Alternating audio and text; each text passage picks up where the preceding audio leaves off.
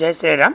ఈరోజు మనం మీ సొంతంగా మీరు ఏదైనా ఒక అమ్మవారి లేదా స్వామివారి యొక్క మంత్రాన్ని ఉపదేశం తీసుకొని ఆ జపం చేయాలి, సిద్ధి పొందాలి అని మీరు అనుకుంటే దానికి సరైన మార్గం దొరకట్లేదు, ఎవరిని అడగాలని మీరు తర్జన భర్జనలు పడుతున్నట్లయితే కనుక ఈ యొక్క వీడియో మీకు అద్భుతంగా పనిచేస్తుంది. ఈ వీడియోని పూర్తిగా చూసేయండి. తర్వాత మీకు ఎలా అనిపించిందో కామెంట్ చేయండి, లైక్ చేయండి, అది నచ్చితే తప్పకుండా షేర్ చేసేయండి. ఒక అద్భుతమైన వీడియోని ఈరోజు మీ ముందుకైతే తీసుకొచ్చేసాను. Welcome to our channel.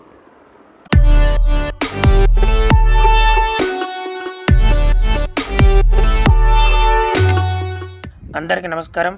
Welcome to our channel. ఈరోజు మనం తిరుపతికి దగ్గరలో ఉన్నటువంటి పాదాల శ్వేతవారాహి ప్రత్యంగిర అమ్మవారి ఆలయాన్ని అయితే చూడబోతున్నాం. తిరుపతికి దగ్గరలో 21 కిలోమీటర్ల దూరంలో ఉన్నటువంటి ఈ యొక్క వారాహిదేవి అమ్మవారి ఆలయం ఎన్నో విశేషాలు కలుపుకొని ఉన్నటువంటి ఆలయం అనమాట. చాలామంది తిరుపతి వరకు వెళ్తారు, కానీ చుట్టుపక్కల ఉన్నటువంటి అన్ని ఆలయాలు చూస్తూ ఉంటారు, కానీ ఒక వారాహి అమ్మవారి ఆలయం ఉందని చాలామందికి తెలియదు అనమాట. ఈరోజు మనం ఈ యొక్క వారాహి ప్రత్యంగిర అమ్మవారి ఆలయాన్ని చూసే ప్రయత్నం చేద్దాం. అలాగే పాదాల శ్వేత వరాహి, మామూలుగా వారాహి అమ్మవారి అంటే మనకి నల్లరాతిలో ఉన్నటువంటి విగ్రహాలు అమ్మవారి చూస్తూ ఉంటాం, కానీ ఒక అమ్మవారి విశేషం ఏంటంటే అమ్మవారు పాలరాతి విగ్రహంలో అలాగే ఒక అంతస్తు లోపల పాదాల శ్వేతవారాహి రూపంగా మనకి దర్శనమిస్తూ ఉంటారు.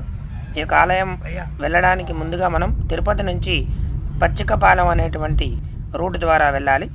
బస్సు ద్వారా వెళ్ళాలంటే చిత్తూరు వెళ్ళే బస్సు, కొన్ని స్పెషల్ రూట్లు అయితే ఉంటాయి, అడిగి తెలుసుకొని వెళ్ళండి. లేదంటే తిరుపతి నుంచి ఆటో వాళ్ళతో మాట్లాడుకుంటే స్పెషల్గా వెళ్ళచ్చు. ఇంకా మనకు సొంత వాహనం ఉంటే మాత్రం మనం గూగుల్ మ్యాప్స్లో పాదాల శ్వేతవారాహి అని టైప్ చేస్తే మనం ఈజీగా అక్కడికైతే చేరుకోవచ్చు. చూస్తున్నారు కదా, ఇప్పుడు మనం వెళ్ళేటువంటి రోడ్డు పాదాల శ్వేతవారాహి ఉన్నటువంటి రాయల చెరువు అనేటువంటి గ్రామం అన్నమాట. ఆ గ్రామంకి దగ్గరలో అమ్మవారి యొక్క ఆలయం అయితే ఉంటుంది.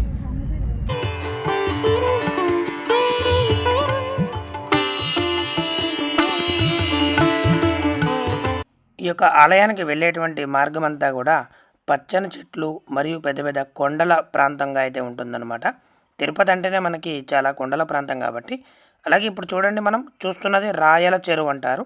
అంటే రాజుల కాలంలో అప్పుడు రాయలవారు నిర్మించినటువంటి చెరువుని రాయల చెరువుగా పిలుస్తున్నారని గ్రామస్తుల ద్వారా మనకు తెలుస్తుంది. ఈ యొక్క చెరువు దాటిన తర్వాత మనకి ఆలయం అయితే వస్తుందన్నమాట. ఈ యొక్క చెరువు చూస్తున్నారు కదా, ఇక్కడ కనిపిస్తున్నటువంటి బోర్డు శ్రీ శక్తిపీఠం అనేటువంటి ఈ బోర్డు దగ్గరికి మనం అయితే వచ్చేసేయాలి. ఇక్కడ మనం కారు బయట పార్క్ చేసి ఆ లోపలికైతే నడుచుకుంటూ వెళ్తున్నాం.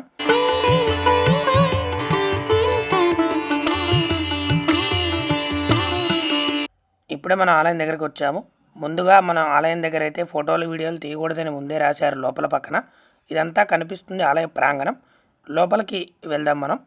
ముందుగా మనం పైన వచ్చేసరికి శ్రీ మరకత కాళికా అమ్మవారి ఆలయం, అలాగే కింద పాదాల ప్రత్యంగిరాదేవి మరియు వారాహి అమ్మవారి యొక్క ఆలయం అయితే ఉంటుందన్నమాట. ఇది లోపల ఆలయ ప్రాంగణం. మనం ఆలయం లోపల చూసినట్లయితే ఇక్కడ ఆ ఎదురుగా కనిపిస్తున్నది ఆ అమ్మవారి యొక్క ఆలయ గర్భాలయం, శ్రీ పాదాల అధరవన మరియు ప్రత్యంగిర దేవి అమ్మవారి ఆలయం. ఇదే ఆలయంలో లోపల మనకి కాలభైరవ స్వామి వారు, అలాగే మరియు చుట్టుపక్కల అమ్మవారి గర్భాలయం చుట్టూ కూడా మనకి దశమహావిద్యలు దేవి అమ్మవారి విగ్రహాలు అయితే ఉంటాయి. అమ్మవారి గర్భాలయంలో మనకి వీడియో తీసే అవకాశం అయితే లేదు. చూస్తున్నారు కదా, లోపలైతే అమ్మవారు ఇలా ప్రత్యంగిరాదేవి అమ్మవారు మరియు శ్రీ వారాహిదేవి అమ్మవారు రెండు కూడా విగ్రహమూర్తులు అయితే ఇలా మనకి దర్శనమిస్తూ ఉంటాయి. శ్వేత వారాహి అంటే పాలరాతితో తయారు చేసినటువంటి అమ్మవారి మూర్తి అన్నమాట.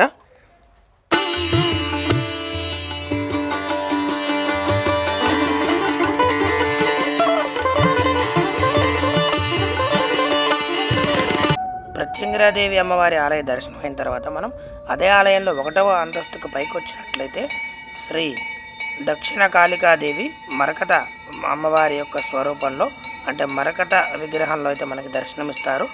ఇక్కడ మహాకాళి అమ్మవారు విశేషంగా మనకి దర్శనమిస్తూ ఉంటారు, చూడొచ్చు అందరూ కూడా. అలాగే పైన కూడా శ్రీ వీరభద్రస్వామి, కాలభైరవులు ఇటువంటి దేవతామూర్తులందరినీ మనం దర్శించవచ్చు. ఇదే ఆలయంలో మనం గోమాత పూజలని, అలాగే బయట ఆంజనేయ స్వామి వారిని కూడా దర్శించవచ్చు. అలాగే ఆలయం బయట పక్కనే మనకి నిత్యం కూడా హోమగుండం అయితే ఉంటుంది. ప్రత్యంగిర వారాహిదేవి అనేటువంటి ప్రత్యేక తాంత్రిక హోమాలు ఈ యొక్క ఆలయంలో విశేషంగా జరుగుతూ ఉంటాయి. మీరు వెళ్ళినప్పుడు కూడా ఈ యొక్క హోమంలో పాల్గొనడానికి ఆలయంలో రాసి ఉన్నటువంటి బోర్డుల ద్వారా మనం గమనించి పాల్గొనవచ్చు అన్నమాట. శ్రీ సిద్ధేశ్వరానంద భారతి మహాస్వామి వారు అనగా మనకి కుర్తాలం పీఠాధిపతులు అనమాట. నడిచేటువంటి దైవం జగద్గురువులు శ్రీ స్వామివారి ఆధ్వర్యంలో, అలాగే శ్రీ మంత్రమహేశ్వరి శక్తి పీఠాధీశ్వరి అయినటువంటి శ్రీశక్తి పీఠాన్ని స్థాపించిన శ్రీ రమ్యానంద భారతి మాతాజీ గారు కూడా ఈ యొక్క ఆలయంలో ఎప్పుడూ కూడా అందుబాటులో ఉంటారు. ఈ యొక్క ఆలయంలో విశేషం ఏంటంటే భక్తులు ఎవరు ఎటువంటి అమ్మవారి లేదా అయ్యగారి మంత్రాన్ని ఉపదేశం కోరినా ఇక్కడ మనకైతే అమ్మవారు శ్రీ రమ్యానంద భారతి మాతాజీ గారు రాసిస్తారన్నమాట. అంటే మన యొక్క బాధని అక్కడ పేపర్ మీద మనం రాసిచ్చినట్లయితే మనకు తగినటువంటి మూల మంత్రాన్ని ఉపదేశిస్తారు. మనం అక్కడే ఉండి ఆ యొక్క మంత్రాన్ని సిద్ధి పొందొచ్చు అనమాట. అక్కడ ఉండడానికి ప్రతిరోజు నిత్య అన్నదానము, వసతులు ఇవన్నీ కూడా ఏర్పాటై ఉన్నాయన్నమాట. మీరు ఎవరన్నా ఏదైనా మీకు బాధ వచ్చినట్లయితే ఖచ్చితంగా అక్కడికి వెళ్ళి అమ్మవారికి మన బాధని పేపర్ మీద రాసిచ్చినట్లయితే మన కోరికను బట్టి, అవసరాన్ని బట్టి ఒక దేవత మంత్రాన్ని మనకైతే రాసిస్తారు. ఆ దేవత మంత్రాన్ని మనం పఠించినట్లయితే తప్పక మనకి ఆ కోరిక తీరేటువంటి ఆ అవకాశం ఉంటుందన్నమాట. చూస్తున్నారు కదా, పచ్చని వాతావరణంలో ఆలయం ఒక పల్లెటూరు వాతావరణంలో ఎంతో అద్భుతంగా ఎటువంటి ఆలోచన లేకుండా ప్రశాంతమైనటువంటి మైండ్తో మన అమ్మవారిని ధ్యానించి మన బాధలన్నీ కూడా పోగొట్టుకోవచ్చు. ఎంతో ప్రశాంతమైనటువంటి వాతావరణంలో ఈ యొక్క ఆలయం అయితే ఉంది. తిరుపతి వచ్చిన వాళ్ళందరూ కూడా తప్పకుండా ఈ ఆలయాన్ని దర్శించండి. ఈ ఆలయం వీడియో మీకు నచ్చితే తప్పకుండా లైక్ చేసి షేర్ చేయండి. అలాగే అందరికీ తెలిసేలాగా షేర్ చేసి సబ్స్క్రైబ్ చేసుకోండి. మరొక మంచి వీడియోతో మళ్ళీ మనమైతే కలుద్దాం. జై హింద్, జై శ్రీరామ్.